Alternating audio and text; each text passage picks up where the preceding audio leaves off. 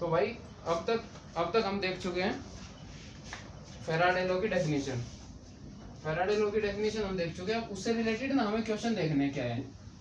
तो क्वेश्चन देखने के लिए क्या है भाई, सबसे पहले तो फैराडे लॉ को एक बार रिवाइज कर लेते हैं। तो फैराडे लॉ क्या कहती है, जो फ्लक्स जो होगा ना उसका जिस रेट से वो चेंज हो रहा होगा वो ईएमएफ बताएगी। ईएमएफ अगर आ गई तो आई बता सकता है, और आई आ गया तो क्यू क्या होता है, चार्ज। चार्ज भी पूछ सकता है, I dot D T. Q क्या होता है, I dot D T.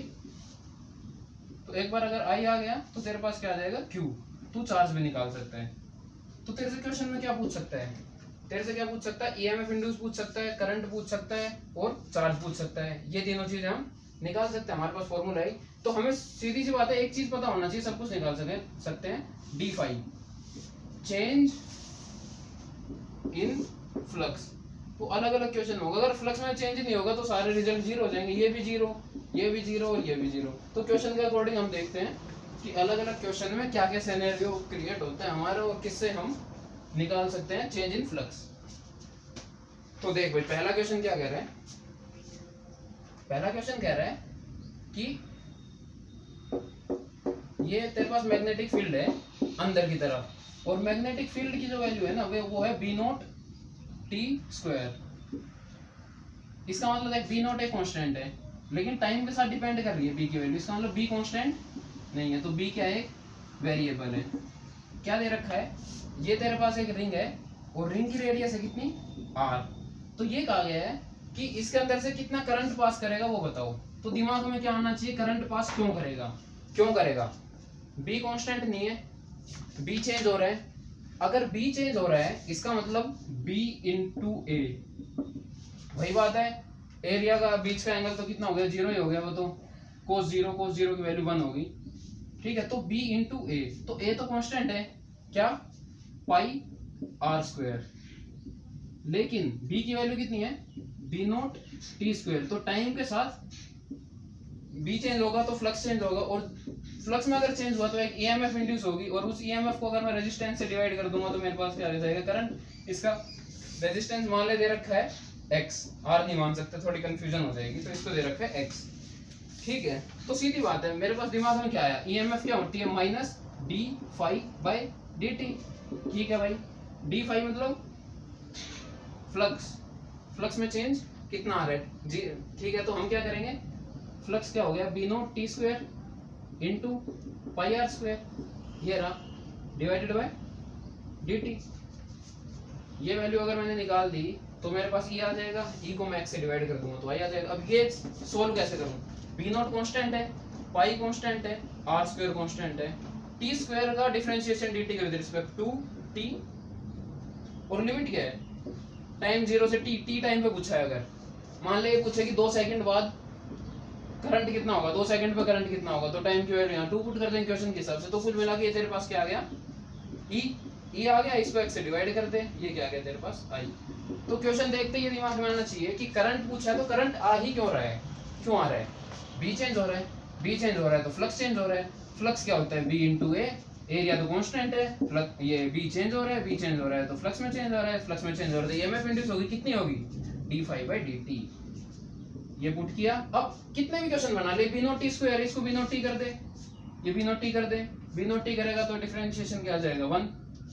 B naught T का बी नॉट ही रहेगा ना, बी नॉट, ये तेरा उत्तर आ गया। बी नॉट टी क्यूब कर देगा तो यहाँ पे क्या आ जाएगा, टी क्यूब, ये क्या आ जाएगा, टी क्यूब, और टी क्यूब को बाई डी टी करेगा तो क्या हो जाएगा, 3 टी स्क्वायर। डिफरेंशिएशन आना चाहिए। अब इसमें कुछ भी चेंज करेगा, दुनिया भर के क्वेश्चन निकल सकते हैं। अब आई आ गया तो क्यू आ जाएगा, आई डॉट डी टी। लेकिन देख कितना मुश्किल पड़ा, पहले हमने क्या किया, ई निकाला, ई निकाला किससे, डिफरेंशिएशन से। किसका differentiation, d phi by d t से आया ई, ई से आया आई। अब आई का इंटीग्रेट करेंगे, क्योंकि integration I dot D T होता है क्यू। तो क्यू के लिए देख, पहले हमने डिफरेंशिएशन किया फिर इंटीग्रेशन किया, थोड़ा लंबा प्रोसेस हो गया। तो इसके लिए साइंटिस्ट ने क्या किया, साइंटिस्ट क्या मतलब बाद में ये चीज सोची कि इस चार्ज की हम और तरीके से भी वैल्यू निकाल सकते हैं, और वो घुमा फिरा के वैल्यू जो आई ना, वो आई क्यू जो आया तेरा d phi by r, change in flux by r. Time का कोई सीन नहीं है इसका, d5/r। ठीक है, तो ये पास तेरे पास डायरेक्ट क्यू ऐसे भी निकाल सकता है। ये फॉर्मूला मान ले तू भूल गया 1%, तो तू क्या कर सकता है, पहले निकाला तूने ई, किससे, change in flux by time से। एक बार अगर ई आ गया तो क्या निकाला, आई कैसे निकाला, E/r से, जहाँ पे आर क्या है, रेजिस्टेंस। आई आ गया तो क्यू निकाल दे, I.dt। थोड़ा बड़ा पड़ रहा है, डायरेक्ट क्यू की वैल्यू क्या होगी, d5/r, change in flux by r. तो तू चार्ज भी निकाल सकता है। ठीक है भाई, अब एक क्वेश्चन और आया, सारे फैराडे के क्वेश्चन है। अब क्या कह रहा है, ये कह रहा है मैग्नेटिक फील्ड प्रेजेंट थी B0, कांस्टेंट थी, ये रिंग रख दी। अब रिंग को घुमा रहा है ओमेगा से ऐसे, ऐसे कैसे, ये रिंग है और ये यूं घूम रही है, तो क्या हुआ, टी टाइम बाद ओमेगा से घूम रही है, तो टी टाइम बाद ये कितना एंगल बना देगी, ओमेगा टी। अगर ये ऐसे घूम रही होती तो एंगल में चेंज नहीं आता, फ्लक्स में चेंज कितना होता, 0। तो ईएमएफ कितनी इंड्यूस हुई होती, 0। करंट कितना आया होता, 0। पर कंडीशन क्या है, ये ऐसे घूम रही है, तो टी टाइम बाद ओमेगा टी एंगल बन जाएगा। बी सेम है, ए सेम है, पर थीटा चेंज हो रहा है तो फ्लक्स भी चेंज होगा, और फ्लक्स में चेंज अगर हुआ तो करंट भी नॉन जीरो होगा, यानी करंट भी इंड्यूस होगा। तो वही बताना है कि कितना करंट इंड्यूस होगा। तो क्या बड़ी बात है, कर दे, देख सेम वही तरीका, पहले चेंज इन फ्लक्स निकाल, वाई डी टी कर दे, ये तेरे पास क्या आ जाएगा, ई। तो डी फाई क्या होगा, बी, बी तो बी है, कांस्टेंट है B0, इनटू एरिया भी कांस्टेंट है, लेकिन एंगल कितना आ रहा है, कोस ओमेगा टी। टी टाइम बाद एंगल बन गया कोस ओमेगा टी। कैसे बना, ये तो जीरो एंगल था दोनों के बीच में, क्योंकि बी भी अंदर है और इसका एरिया वेक्टर भी अंदर है। एक टी टाइम बाद क्या हुआ, ये ऐसे घूम गया, ये ऐसे घूम गया, तो इसके एरिया वेक्टर की डायरेक्शन क्या होगी, ये तो परपेंडिकुलर, तो बी रहेगा इसी डायरेक्शन में, और एंगल हो गया ये। तो ये एंगल कितना बना, यहाँ से और यहाँ, तो यहाँ से यहाँ आ गया ना एंगल, तो ये है ओमेगा टी, तो कोस ओमेगा टी आएगा, तो cos omega t by dt। तो ये क्या आ गया तेरे पास, ई। ठीक है, तो यहाँ से ई की वैल्यू क्या है, वही बात है, तुझे डिफरेंशिएशन आना चाहिए फिर से। B0 एक कांस्टेंट है, कोस ओमेगा टी का डिफरेंशिएशन क्या हो गया, साइन ओमेगा टी, और ओमेगा का अलग से करेंगे और थीटा का अलग से करते हैं, ओमेगा टी का डिफरेंशिएशन यहाँ पे ओमेगा आ गया। जो ये constant term I omega B0 a, इसको क्या बोल देते हैं, E0 साइन ओमेगा टी। तो आई क्या हो गया, इसको r से डिवाइड करते रेजिस्टेंस से, E0 बाय r क्या होता है, I0। ये E0 है मैक्सिमम EMF, I0 है maximum current, I0 sine omega T. यही चीज हम पढ़ेंगे एसी के अंदर। ये चीज समझ में आ गई तो एसी समझ में आ गया पूरा। एसी ये एक क्वेश्चन है बस, अब ये फैराडे लॉ के अकॉर्डिंग ये क्वेश्चन है, लेकिन एसी का पूरा चैप्टर यही है। क्यों, यही सोर्स है एसी जनरेट करने का। हम अगर किसी तरीके से इसको घुमा दें तो इसके फ्लक्स में चेंज आएगा, कितना चेंज आएगा ये निकाल चुके हैं टाइम के अकॉर्डिंग। तो इसके कारण ईएमएफ जनरेट होगी, कितनी जनरेट होगी हम निकाल चुके हैं। इसके कारण करंट कितना बनेगा आर से डिवाइड करके हम निकाल चुके। यही तो बिजली जो हमारे घर में आती है, एसी करंट, जो साइन की टर्म होती है। तो इसका जो ग्राफ बनता है आई का टाइम के रिस्पेक्ट ये बनता है, तो ये एसी ही तो है। तो ये अल्टरनेटिंग करंट है, हमारे घर में आती है, कहाँ से है, यहाँ से। वैल्यू कितनी हुई करंट की, तो फैराडे लॉ के अकॉर्डिंग सिर्फ इतनी बात करनी है, ये सोचना है कि करंट क्यों बन रहा है, फ्लक्स में चेंज हो रहा है। फ्लक्स में कितना चेंज हो रहा है, या तो B0 का टाइम के विद रिस्पेक्ट कोई फंक्शन होगा, टाइम का फंक्शन होगा, या एरिया टाइम के साथ चेंज हो रहा होगा, या एंगल चेंज हो रहा होगा। तो पहले क्वेश्चन हमने देखा B चेंज हो रहा है, इसमें देखा एंगल चेंज हो रहा है। क्वेश्चन ऐसा आ जाएगा कि B तो सेम है, एरिया क्या हो रहा है, A0 × T या A0 T स्क्वायर। तो बस डिफरेंशिएशन करेगा, फॉर्मूले में रखे दो, E निकाल लो, R से डिवाइड करो, Y आ जाएगा। ये देख, ये इसका मतलब क्या हो गया, ये एसी की इक्वेशन बन गई ना, ये तेरे पास मस्त। तो मेनली यही है तेरे पास किसके अंदर, फैराडे लॉ के क्वेश्चन जो बनते हैं यही बनते हैं। तो कोई नई बात नहीं है, हमेशा ये सोचना है कि हो क्यों रहा है। ठीक है, ये हो गया तेरा फैराडे लॉ का क्वेश्चन। अब हम देखते हैं एक क्वेश्चन और देख लेते हैं भाई, क्या है।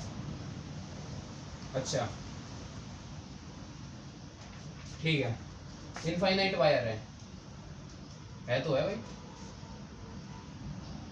ए दूरी पे आर रेडियस का एक छोटा सा रिंग रखी है, आर रेडियस की। और एक कंडीशन क्वेश्चन में दिए रखेगा, A is much much greater than R. इसका मतलब क्या हो गया कि इस पॉइंट पे चाहे इस पॉइंट पे मैग्नेटिक फील्ड हालांकि अलग होनी चाहिए क्योंकि एक वायर है ना इनफाइनाइट, वो किसी r दूरी पे कितना मैग्नेटिक फील्ड बनाती है, b की वैल्यू होती है ना mu naught I by 2 pi r, r होती है दूरी।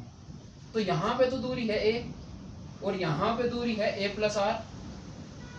इस वायर से इस पॉइंट की तो दूरी है a और इस पॉइंट की दूरी है a प्लस 2r। लेकिन ये r इतना छोटा है कि हम ये मान सकते हैं यहाँ मैग्नेटिक फील्ड भी है तो यहाँ भी मैग्नेटिक फील्ड b ही होगा। तो इसका मतलब b तो कांस्टेंट है।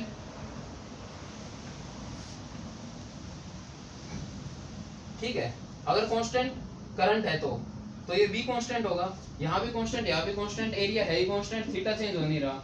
तो उस केस में इंड्यूस करंट कितना आएगा, जीरो। क्यों? क्योंकि फ्लक्स ही चेंज नहीं हो रहा। फ्लक्स जीरो नहीं है पर चेंज इन फ्लक्स क्या है, जीरो।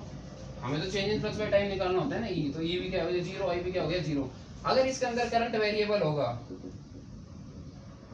तो ये घटेगा या बढ़ेगा, तो ये घटेगा या बढ़ेगा। इसके अंदर चेंज आया तो फ्लक्स के अंदर चेंज आएगा, फ्लक्स में चेंज आया तो वो आई का इक्वेशन दे देगा कुछ।